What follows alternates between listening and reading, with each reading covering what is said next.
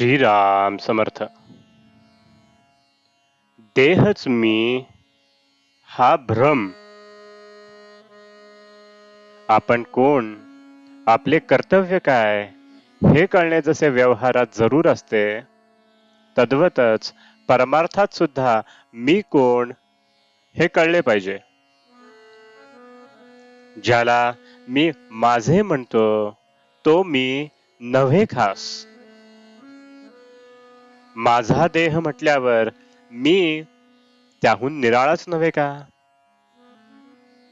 देहाला ताप आला तर मला ताप आला, देह वाळला तर मी वाळलो असे म्हणतो, हीच चूक, हाच भ्रम. वास्तविक देहाहून वेगळा असूनही देहच मी अशी भावना केली, म्हणून मी सुखदुःख अनुभवू लागलो. दुःख नको, सुख हवे असे मला वाटते. याचा अर्थ माझे मूळचे स्वरूप हे नित्य सुखरूपच असले पाहिजे. नदीच्या पात्रातले पाणी आणि तिथूनच भांड्यात आणलेले पाणी दोन्ही एकच, पण भांड्यातल्या पाण्याला चव किंवा स्वाद निराळाच येत असेल तर भांड्यात घाण आहे असे आपल्याला समजते. तसे सुखरूप असणाऱ्या आत्म्याचाच अंश असलेला जीव दुःखरूप झाला, याचे कारण देहसंगती. एका गृहस्थाची बायको बाळंत झाली तेव्हा त्याच्या मित्राने डॉक्टरची मदत आणि अशा इतर अनेक बाबतीत धावपळ केली, पण त्याने सोयर मुळीच पाळली नाही. त्या मित्राप्रमाणे आपण देहाबाबत वागले पाहिजे. एखादे झाड काढायचे असेल आणि ते पुन्हा वाढू नये अशी इच्छा असली तर त्याची पालवी वरवर खुडून काम होत नाही, त्याच्या मुळाला पाणी घालणे बंद केले पाहिजे. तद्वतच संसार रूपी वृक्षाला आम्ही अभिमानाचे पाणी वारंवार घातल्यामुळे तो इतका फोफावला आहे, तो नष्ट केला पाहिजे.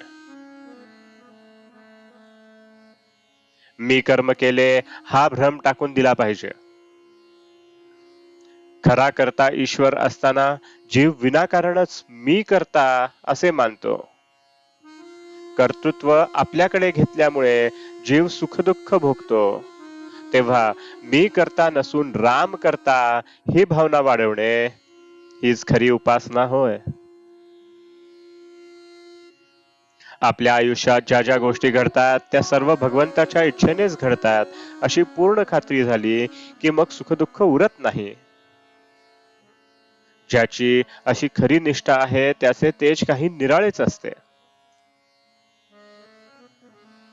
अशा माणसाला अचल समाधान लाभते, किंबहुना हेच साधुत्वाचे मुख्य लक्षण जाणावे. हे आपल्या अंगी यावे म्हणून साधनाची सर्व खटपट चालते. खरोखर तुम्हा सर्वांना आता पुन्हा एकच सांगतो की सदैव नामात राहण्याचा प्रयत्न करा आणि नीतीला धरून राहा, त्यानेच तुम्हाला भगवंत भेटेल. परमार्थात नीतीला, शुद्ध आचरणाला फार महत्व आहे. जो शुद्ध मनाने परमेश्वराचे चिंतन, नामस्मरण करतो त्याला सहाय्य करायला परमेश्वर सदैव तत्पर असतो. आपण त्या परमेश्वराला शरण जाऊन त्याच्या नामाचे प्रेम मागूया. दीनदयाळ भक्तवत्सल परमेश्वर कृपेचा वर्षाव करील याची खात्री बाळगा.